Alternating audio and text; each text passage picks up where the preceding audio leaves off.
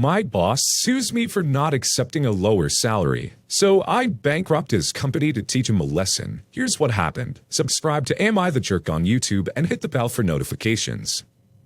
I work as a logistical consultant and have done so for the past 7 years. Most of my work is short-term contracts to update or optimize logistical systems for manufacturers and delivery businesses. I do have a couple of long-term contracts with repeat clients, and this story is about one such client. I got a job offer 6 years ago with a friend who inherited his family's machine shop. His father is a brilliant man, but not business savvy in the slightest, and the entire business was teetering on bankruptcy. My main job there was optimizing the production method for both existing contracts and future contracts. This was my first long-term contract, but I'd been doing similar work for a few years, and had gotten a couple of patents for producing some intricate parts before getting this job. In the contract negotiation, I made sure that any patents developed in the course of my work would be retained completely by me. The contract term was 5 years before re-evaluating. It took a lot of time and work, but the company became rather successful, especially considering the condition my friend inherited it in. 2020 happened, and after about a year of trying to stay afloat, my friend sold to some entrepreneur who wanted to get into the industry. In the months prior to the sale, the new boss was trying to familiarize himself with the business. Being in charge of logistics, I had given him a tour of the place and informed him of the patented methods used. This was happening right around the time my contract reevaluation was supposed to happen, and I asked whether I'd be negotiating with him or the new boss. He realized I didn't want to be stuck in a contract I would negotiate with him if he wasn't going to be my boss, and he assured me that he'd make sure my new contract would be negotiated with the new boss. The new boss started restructuring and laying off most salaried employees, and cutting benefits like vacation and sick time. As soon as the acquisition went through, I was not a fan of this new boss, since he, in addition to this, was a jerk with zero experience, and refused to acknowledge the facts. He didn't understand exactly what my job was, and thought it was unnecessary. I could tell he was just waiting for my contract renegotiation. Fast forward about a month into the new regime, and enter the chaos that was my negotiation. He was of the opinion that I was overpaid and inefficient. He all but said that I was unnecessary. My only options were to either essentially become a part-time contractor with an effectively 70% pay cut to what I was making and none of my other benefits, or be fired. When he gave me the ultimatum, I was beyond shocked. I immediately contacted my lawyer, and he told me the contract was absolutely insulting. Needless to say, I chose option 2. Over the course of my time there, I had filed 2 patents that were extensively used by the company. With shorter contracts, I typically negotiate for better royalty rate than benefits or salary. But since this business was both with my friend and supposed to be long-term, I opted for negotiating benefits. About a week after the negotiations were completed, I told the new boss we'd need to discuss royalties before my term was officially over. He was not amused and was dismissive. After enough pressing from me, we had a meeting with lawyers present. What's important to know is that one patent is extensively used in the production of an electrical device for the company's biggest client. The royalties deal written up by my lawyer was the standard one I use for most companies, which was more expensive than my previous contracts. New boss was shocked and fuming, saying how this was completely ridiculous and bordering on extortion, considering how much more expensive it would be and how not being able to use the patent would mean he'd lose clients while shifting production methods. I told him that he had in total 6 months of time to figure out what it was that I did, and to familiarize himself with the company and the fact that I had told him when I gave him the tour that I was the patent holder. He also could have asked for a quote in my usual rates. The first meeting ended very abruptly after this, and 3 days later, he came with an insulting counteroffer where I'd be employed again but with far less benefits than I originally had. I told him I don't want to work for him, and that he either pays my rate or change production methods. This would entail replacing a lot of tooling and equipment and retraining workers. He threatened to sue, and got rather belligerent, so I told him I'd see him in court if that was the case. Otherwise, he knows my offer and has my contact info. He quickly realized that even in the unlikely event of the court deciding in his favor, that he'd still lose a lot of money in legal fees. After the meeting, I told my lawyer to draft a cease and desist, and to have it ready for when the contract expires. New boss started looking for my replacement. He had not stopped production or even told the clients about it during this time period. The day after my term ended, I sent the cease and desist letter, and production stopped. He lost most clients. Most employees just jumped ship, and last week, he declared bankruptcy. I hope the jerk learned his lesson. Never screw over the logistics guy. Edit 1. As a lot of comments pointed out, the entrepreneur, who for simplicity we'll call Bob, seemed both stupid and ill-informed of what canning me would do. I hadn't really thought about this, as I had checked out of the issue after my contract negotiation with Bob. I wasn't even required to come in for the last 2 weeks, so I didn't. I've asked a friend and some coworkers who stayed on after I left about what the plan was. My friend told me that he informed him both in writing and while in discussions of the patent issue. Bob wasn't especially concerned and told him that he's had to deal with proprietary complications before. The warehouse manager and head bookkeeper informed me over lunch yesterday that Bob had hired a patent lawyer to find out exactly what would need to be changed to the process to no longer be infringing. This sort of thing is common in the pharmaceutical and chemical manufacturing industry to renew patents for corporate interests. The warehouse manager was told to increase production and create a surplus before my contract expired, so that the line could be modified and the orders for the clients could be filled while he had talks with the clients.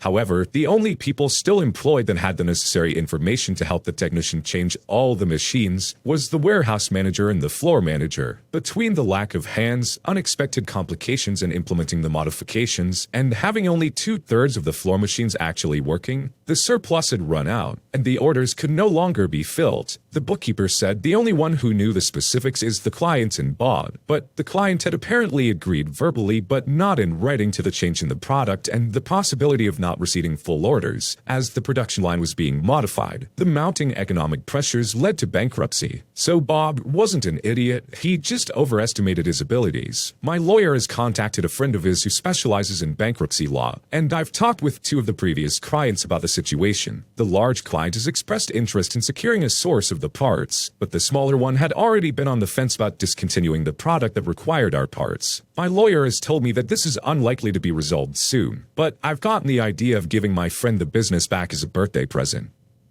This tends to be a trend. There's some guy who has a lot of money and sees a business as an investment opportunity, comes in and completely shakes everything up without exactly knowing how everything works. This guy didn't seem like a complete idiot since he was trying to find ways around the situation, but at the end of the day, didn't see the value of our original poster. The fact of the matter is, what our original poster brought to the table is what made the entire company run. None of the output the company was making could be done without the original poster. That's the value. Whether you think they're doing a whole lot on a day-to-day basis or not is irrelevant. Without them, this is the situation you're dealing with. And you were forewarned about how this would go. You just chose not to listen and assumed you knew better. Didn't really work out so great for you, did it?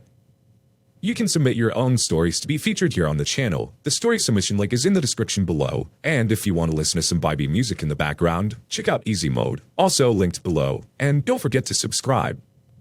My military sergeant was banging and screaming at the dorm door, but I still refused to open it, as per protocol. Many years ago, I had succumbed to a patriotic fever and enlisted in the Air National Guard. As such, I went to basic training. Yes, it's the same basic training the real Air Force goes to. Anyway, one of the first bits of training they try to hammer into your skull is the importance of dorm guard, or DG. DG is responsible for controlling who has access to the dormitories, reporting head counts and night watch, and generally making sure everyone's okay and not starting fires or something. It's a very easy job, but trainees regularly screw it up because they can't think straight in a military training environment. If someone knocks on the dorm guard has to verify their ID against a list on the back of the door. No ID, no entry. If ID is presented but there's no matching name on the list, no entry. There are only 2 exceptions. If the person requesting entry has a key and uses the key in the lock, because holding it up to the window to show you your key holder isn't good enough. Yes, one trainee learned this the hard way. Or the person requesting entry can use a known code word, but this will only happen in an actual emergency, and isn't part of the training experience. To quote my military training leader, if Osama bin Laden shows up to the door armed with an RPG and wrapped head to toe in dynamite and he gives you the code word, you let him in and stay out of his way. Everyone will do DG duty, and you should expect to be tested. They'll yell and threaten, try to trick you, intimidate you, and beat on the door mercilessly. But the protocol is gospel. Break from the rules and you'll find yourself writing letters to families stories of your fellow trainees, explaining that they're no longer with us because you couldn't remember how to guard a door. Looking at you, trainee. Oh, I see you have a key, let me open the door for you. Basic is a head game. They aren't allowed to physically touch you, so you're never in any actual danger. All danger is simulated by big bald sergeants yelling. I had the advantage of being almost 10 years older than the average trainee. I celebrated my 28th birthday during basic training. I've been yelled at before. It doesn't bother me. It's the middle of the night and I'm on duty. I do a head count. 51 people present, 50 people assigned. This means either I miscounted or someone's here that isn't assigned to be here. Not to mention whoever did the count before me has been screwing it up. I recount 51 of 50 and call it into the MTL or military training leader on duty, who wasn't our regular MTL, via the loud squawk box intercom on the wall which everyone in the dorm can hear. Sir, trainee original poster reports as ordered. Blah blah blah other crap I had to report. Head count 50 assigned, 51 accounted for. What was that head count again? Sir, 50 assigned to 51 accounted for. Oh, count them again. Now, I've already checked and double-checked, and I've already assumed that this was a paperwork error and not my error, but they want me to follow orders and procedures, so that's what I'll do. I recount and report. Sir, 50 assigned, 51 accounted for. So help me, trainee, if I have to come up there because you can't count, I'll choke you to death with your reflector belt and bury you in the parade ground with the flagpole up your butt. Now get everybody up, sound off one by one so I can hear it. By now, almost everyone is awake anyway, so everyone begins to sound off. 1 sir, 2 sir, 3 sir, 49 sir, 50 sir. Cut to the last guy shaking his head because he's scared of what he knows is coming next. 51 sir. Gosh darn it, one of you useless idiots is gonna die tonight. I'm coming up there. The dorm is a 2-minute walk from CQ. He was there in about 9 seconds banging on the door, but being as mad as he was, he stormed over without his key, his ID, and had apparently forgotten the fact that there was a single word that would open the door instantly. He was focused on fixing whatever was jacked up with my head count. Open up. Sir, may I see your authority to enter? I just got off the comm with you. You let me in. Sir, without valid ID, I'm forced to refer you to CQ for authorization. Are you effing kidding me? I am the CQ. Cut your crap and open the dang door. Sir, without valid ID, I cannot allow you to access the door. Please contact CQ for authorization. By now, the other trainees are nervous, and some are telling me to open the door, while others are insisting I keep it shut. Perhaps indefinitely, since the sergeant sounds like he may actually end someone's life tonight. I stick to the program, and we go back and forth like this a few times. I've honestly never had anyone this angry with me in my life, but all my replies are literally written on the back of the door, so I keep reading them to him, which only makes him madder and madder each time. By now, it's been 20 minutes since the first count, and he's used up every threat and insult at his disposal, and is forced to stop and think. He remembers the code word. Code word. I open the door immediately. He bolts past me with only the slightest pause for some direct eye contact, which sent the message that he'd be back shortly to harvest my flesh for a new suit he was gonna make, and he begins the count. 51. Who of you is not supposed to be here? Silence. Then from the last bunk,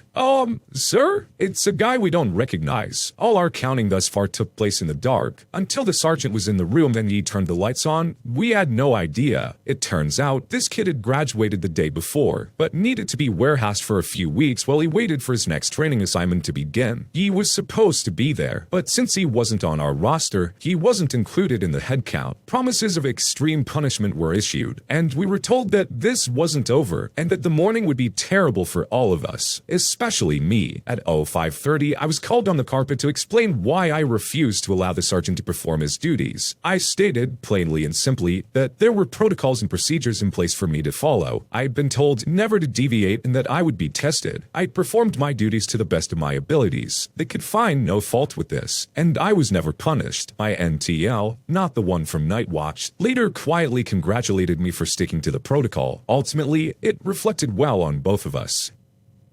Like our original poster said, he didn't do anything wrong. He did exactly what he was supposed to be doing. That's his job. It's on the sergeant for forgetting all of his stuff, along with the code word for about 15 minutes there. Maybe he actually was just testing our original poster, but based on how angry he was getting and the fact that he did report it, I don't think that was the case. This guy probably didn't want to admit his mistake in forgetting his credentials and having to walk all the way back, along with forgetting the password as well. Best response for him in that scenario is just get more angry. Little did he know he was up against the brick wall that was our original poster.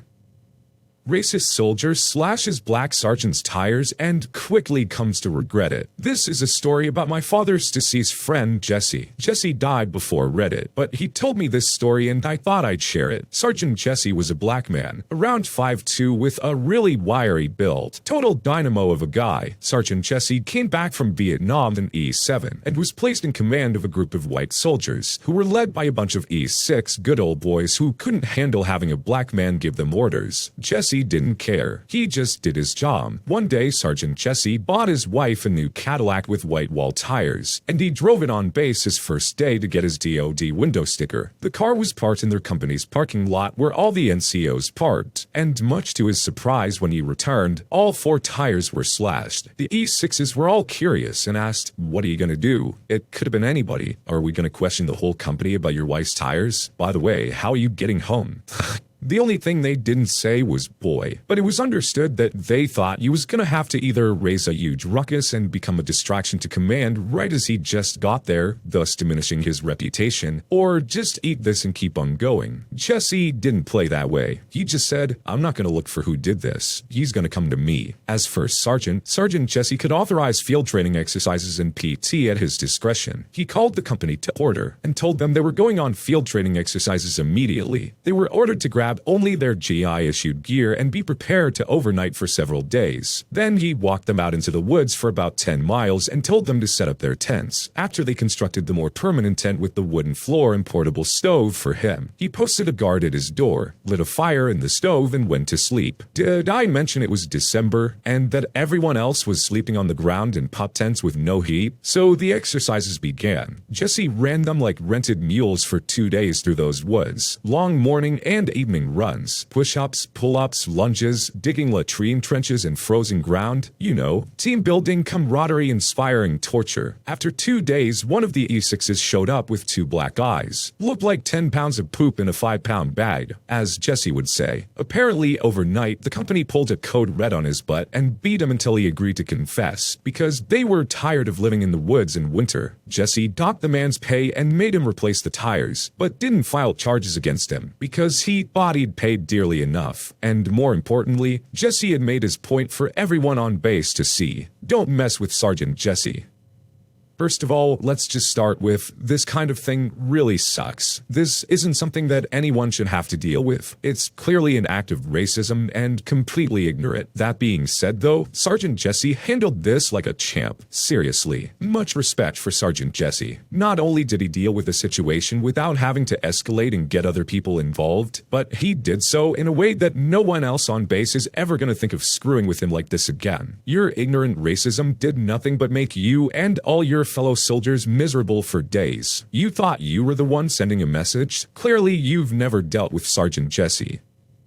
When you subscribe, make sure to hit the bell to turn on notifications. Put the playlist on in the background to finish listening to all the stories. Or if you want to listen to some vibey music in the background, check out Easy Mode. If you like Am I the Jerk, give Am I the Genius a shot. Everything linked in the description.